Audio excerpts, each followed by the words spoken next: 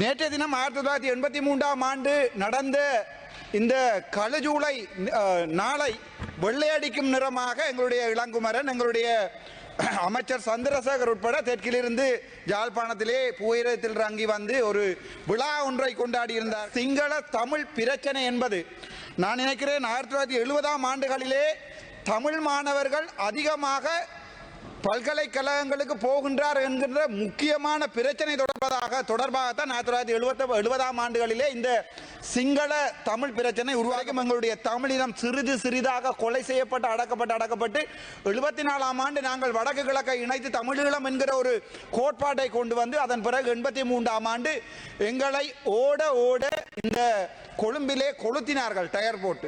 ஆசியாவினுடைய சொத்தாக இருந்த எங்களுடைய யாழ்ப்பாண நூலகத்தை எரித்த அதே சிங்கள இனம் இப்போது 100 மில்லியன் ரூபாவை போட்டுவிட்டு சொல்லுகிறது பாத்ரூம் கட்டுங்கள்.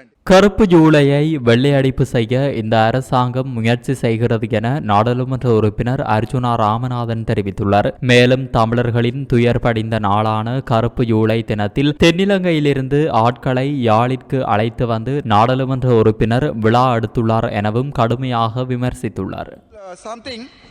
நேற்றைய தினம் 1983ஆம் ஆண்டு நடந்த இந்த கழுஜூலை நாளை வெள்ளையடிக்கும் நிறமாக எங்களுடைய இளங்குமரன், எங்களுடைய அமைச்சர் சந்திரசேகர் உட்பட தெற்கிலிருந்து யாழ்ப்பாணத்திலே புகையிரத்தில் இறங்கி வந்து ஒரு விழா ஒன்றை கொண்டாடி இருந்தார்கள். அது எப்படி இருக்கிறது என்றால், இந்த இவ்வளவு நாட்களிலுமே உதாரணமாக இந்த சிங்கள தமிழ் பிரச்சனை என்பது நான் நினைக்கிறேன் 1970ஆம் ஆண்டுகளிலே தமிழ் மாணவர்கள் அதிகமாக பல்கலைக்கழகங்களுக்கு போகின்றார் என்கின்ற முக்கியமான பிரச்சனை தொடர்பாகத்தான் 1970ஆம் ஆண்டுகளிலே இந்த சிங்கள தமிழ் பிரச்சனை உருவாக்கப்பட்டது.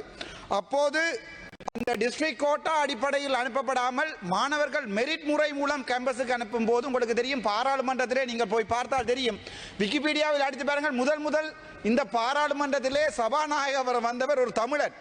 ஆனால் அப்படியே 1948ஆம் ஆண்டிலிருந்து 2025ஆம் ஆண்டு வரைக்கும் எங்களுடைய தமிழினம் சிறிதாக கொலை செய்யப்பட்டு அடக்கப்பட்டு 74ஆம் ஆண்டு நாங்கள் வடக்கு கிழக்கை இணைத்து தமிழீழம் என்கிற ஒரு கோட்பாட்டை கொண்டு வந்து அதன் பிறகு 83ஆம் ஆண்டு எங்களை ஓட இந்த கொழும்பிலே கொளுத்தினார்கள் டயர் போட்டு. அதன் பிறகுதான் ஆயுதங்களை எடுத்தோம்.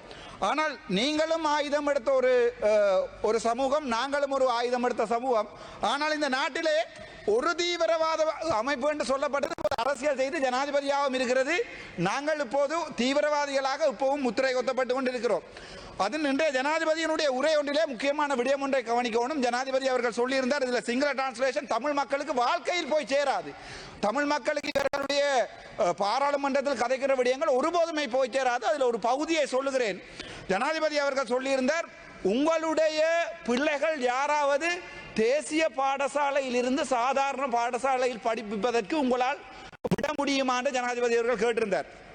என்ன கவலை என்றால் 88ஆம் ஆண்டு 89ஆம் ஆண்டு வரதராஜ பெருமாள் காலத்திலிருந்து கொண்டு வரப்பட்ட இந்த மாகாண சபை ஒரு வெள்ளை யானை என்றுதான் விவரிக்கப்படுகிறது. இந்த மாகாண சபை கொண்டு வரப்பட்டது அந்தந்த மாகாணங்களிலே இருக்கின்ற அந்த மாகாணத்தை பிரதித்துவப்படுத்துகின்ற தேசிய இனங்கள். உதாரணம் முக்கியமாக பார்த்தால் கிழக்கு மாகாணமாக இருக்கட்டும், புத்தளமாக இருக்கட்டும், அங்கே வாழுகின்ற முஸ்லிம் மக்கள், வடக்கு மாகாணத்திலே இருக்கின்ற தமிழ் மக்கள், அந்தந்த மக்கள் தங்களுடைய சுயநிர்ணய உரிமை, கல்வி, விவசாயம், அதை தவிர எங்களுடைய சுகாதாரம் போன்றவற்றை தாங்களே ஆளுகின்ற ஒரு கட்டமைப்பை தான் 88ஆம் ஆண்டு கொண்டு வந்தார்கள். இன்றை வரைக்கும் 13வது திருத்தம் ஒருபோதுமே நடைமுறைப்படுத்தப்படவில்லை முழுமையாக. ஆனால் என்ன கவலை என்றால், இந்த காலமாக எங்களுடைய எந்த சிங்கள அரசாங்கம் எந்த நடவடிக்கையை செய்ததோ அதே நடவடிக்கையை தான் இப்போது அனுர அரசாங்கம் ஒரு வெள்ளையடிப்பை செய்வதன் மூலம் செய்து கொண்டிருக்கிறது. என்றால் கழுஜூலையை மறவுங்கள்.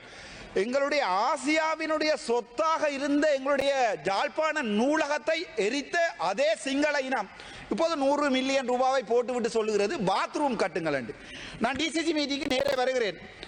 படிப்பு என்பது எவ்வளவு முக்கியம் என்பதற்கு நல்ல உதாரணம் எங்களுடைய அமைச்சர் சந்திரசேகர். என்னென்றால் எங்களுடைய டிசிசி மீட்டிங்ல ஒரு சர்க்குலர் ஒன்று இருக்கிறது. 2022ஆம் ஆண்டு ஒரு அமைச்சர் ஒரு வெளிநாட்டிலே போய் ஹரணி அமரசூரிய தொடர்பாக எனக்கு மிகவும் சந்தோஷம். ஏனென்றால் she is a doctorate, so that's why I am very happy. Unfortunately, some of the ministers from the northern NPP government, maybe we call JVP government, have no basic qualification to be as a minister. எங்களுடைய கருணை அமரசூரியவை நான் கேட்கிறேன், நீங்கள் education ரிஃபார்ம்ஸை கொண்டு வருவதை போன்று ஒரு அடிப்படை தகுதி ஒன்றை கொண்டு வாருங்கள். மினிஸ்டராக யார் இருக்கலாம் என்று. ஏனென்றால் ஒரு சர்க்குலர் ஒன்று அனுப்பியிருக்கிறார்கள். அதில் 26வது வகந்தி சொல்லுகிறது, ஒரு தேசிய பட்டியல் எம்பி ஒரு ஒருங்கிணைப்பு கூட்டத்துக்கு வரலாம் என்றால் அவர் அந்த கூட்டத்திற்கு வந்து தனக்கு ஒதுக்கப்பட்ட பணம் சம்பந்தமாக கதைக்கலாம், அல்லது அவரது பிரதிநிதி வரலாம் என்று 26வது பகுதி சொல்லுகிறது. ஆனால் இலங்கையிலே அதிகூடிய படித்த மாகாணம் என்று சொல்லப்பட்டு ஒரு காலத்திலே நீங்கள் குற்றி வெட்டி வெட்டி வெட்டி வெட்டி புதைச்சு புதைச்சு புதைத்து யாழ்ப்பாணத்தை இப்போது ஓலெவலிலே கடைசியாக கொண்டு இருக்கிறோம். வடக்கு மாகாணத்தின் அபிவிருத்தியை பார்த்துக் கொள்கின்ற டிசிசி மீட்டிங்கின் தலைவர் சேர்மன் ஒரு பேசிக் டிகிரி கூட இல்லாதவர். என்ன கவலை என்னென்றால் அந்த 26வது பந்தியை வாசிக்க சொல்லுங்கள் தயவு செய்து. என்னென்றால் அதில் தெளிவாக இருக்கிறது, ஒரு தேசிய பட்டியல் எம்பியால் ஒரு டிசிசி மீட்டிங்கில் வந்து ஒரு விடயம் கதைக்க கூட முடியாது அவருடைய ஒதுக்கப்பட்ட பணத்தை தவிர. ஆனால் வடக்கு மாகாணத்துக்கு நீங்கள் தந்திருக்கிறது எங்களுடைய அமைச்சர் சந்திரசேகரை, அவருடைய கல்வி தகமை தொடர்பாக மிகவும் சந்தோஷம். அங்கே அந்த சர்க்குலரில் என்ன எங்களுடைய ரஜீவன் எம்பி இருக்கிறார், என்ன அடிக்கடி சொல்வார், என்ன இழுக்காத என்ன இழுக்காது என்று. ஏனென்றால் அவரும் ஒரு படித்த மனிதன். நாங்கள் ஒரு அதிபரை ஏன் எங்களுடைய டிசிசி கூட்டுங்க ஒரு சேர்மனாக மாற்ற முடியாது? அவருக்கு விருப்பம், என்னிடம் நேரிடம் சொல்லியிருக்கிறார், நீங்கள் கதையுங்கள் பிரச்சனை இல்லை, நான் டிசிசி மீட்டிங் சேர்மன் எடுப்பது கூட எனக்கு சந்தோஷம் என்று. ஆனால் அப்படி இருந்தும் கூட எங்களுடைய அமைச்சர் சந்திரசேகரை உங்களுடைய ஜேவிபி அதை இப்போ நான் இன்றைக்கு கதைக்கும் போது கேட்டுக்கொண்டிருந்தேன், துண்டு தெகா தேசபாலனை என்று சொல்லி, அதாவது வந்து ரெண்டு மடங்கு, அதாவது வந்து ரெண்டா பிரிட்ஜ், இன்னும் தமிழ் தெரியவில்லை, அந்த பொறுங்க அமருங்கள் ரஜீவன் அவர்களே ஆறுதலாக கதைப்போம். அதன் பிறகு எங்களுடைய அந்த சொல்ல இப்படி ஒரு கேவலமான ஒரு தேசபாலனை, அதாவது வந்து ஒரு அரசியலை தான் எங்களுடைய வடக்கு மாநிலத்தில் செய்து கொண்டிருக்கோம். முக்கியமாக சொல்லி முடிக்க வேண்டிய விடயம் என்னென்றால், ஹார்ட்லி கல்லூரியிலே ஆண்டு 5 ஆண்டு 7 ஆண்டு 10க்குரிய அந்த அவர்களுடைய இடைக்கால மாணவர்கள் சேர்ப்புக்காக அவர்கள் இன்டர்வியூ வைத்து ஒரு லிஸ்ட் ஒன்றை எடுத்திருக்கிறார். வடக்கு நீங்கள் எப்படி மாகாண சபைகளுடைய ஒரு அதிகாரத்தை கொலை செய்கிறீர்கள் என்றால், ஒரு அதிபர் வைத்த இன்டர்வியூவை நீங்கள் அதற்கு மாணவர்களை ஆட்சேர்க்க வேண்டாம் என்று ஆளுநருடைய செயலாளர் கடிதம் அனுப்பும் அளவுக்கு ஒரு மாணவன் 10ஆம் ஆண்டிலிருந்து ஒரு தேசிய பாடசாலையில் படிக்க வேண்டும் என்றது அவனுடைய ஆசை. இப்போது உங்களுடைய ரிஃபார்ம்ஸ் எங்க போகுதென்றால், நாங்கள் எல்லாருமே நேஷனல் ஹாஸ்பிட்டலில் தான் படிப்பது, நேஷனல் ஸ்கூலில் தான் படிப்பதற்கு ஆசைப்படுகிறோம். ஆகவே முழு பாடசாலைகளையும் நீங்கள் மாகாணத்தின் அடிப்படையில் கொண்டு வராமல் அப்படியே நீங்கள் 13ஆம் திருத்தத்தை முற்றுமுழுதாகவே எடுக்கலாம். இதற்காக இந்த காட்டுவதும் காட்டுவதும் எதற்கு தமிழ் மக்களுக்கு?